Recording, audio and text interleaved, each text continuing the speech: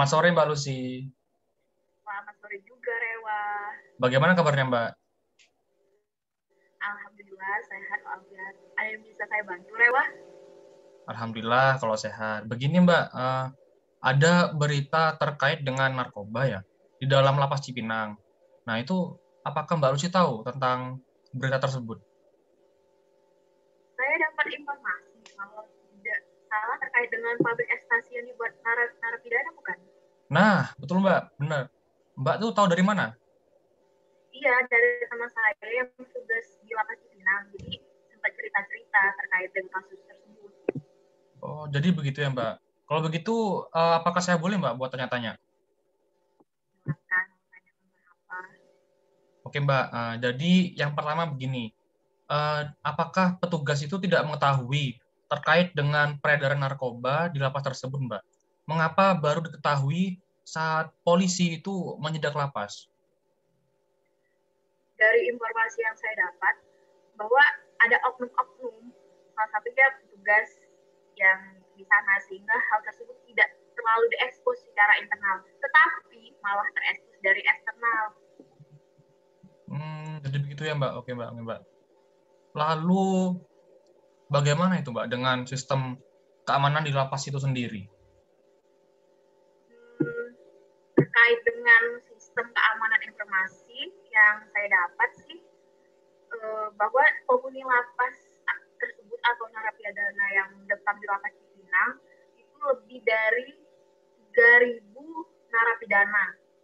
Sedangkan petugas jaganya yang menjaga dalam sehari itu cuma 24 petugas, sehingga kalau bisa dikatakan sih tidak bisa dipantau semuanya. Jadi pihak lapas hanya bisa meminimalisir peredaran narkoba dengan cara menggalakkan program pembinaan bagi para narapidana. Program pembinaan itu wajib diikuti warga lapas, termasuk yang restitusi.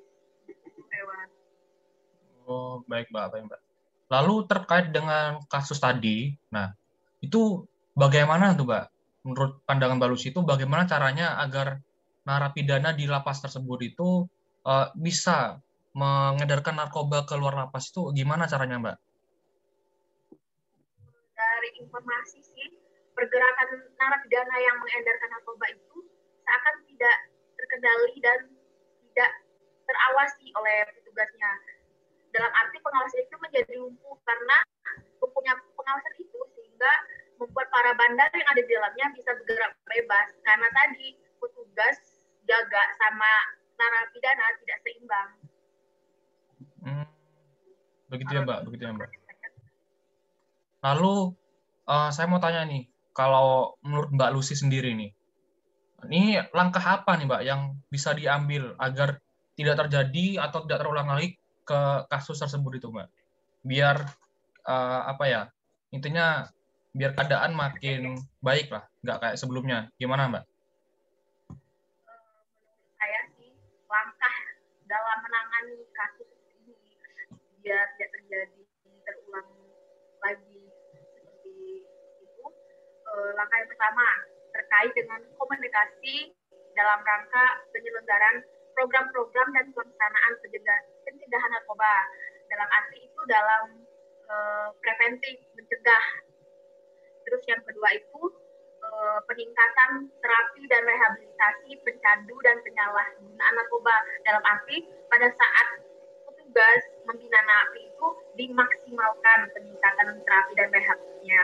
Terus yang ketiga itu para penegak hukum agar meningkatkan keberanian menghukum mereka yang terlibat. Jadi jangan karena ada yang pejabat, terus ada yang orang biasa, pejabat dibiarkan. Terus tidak hanya sebab untuk pengedarnya saja, tapi di balik semua itu juga untuk dibasmi. Terus yang terakhir sih, kalau menurut aku yang paling penting itu, terutama untuk petugas, terus untuk kita nanti kalau sudah di lapangan, itu kenali modus-modus baru dalam penyelundupan narkoba, biar kita tahu, dalam arti kita mendeteksi dini.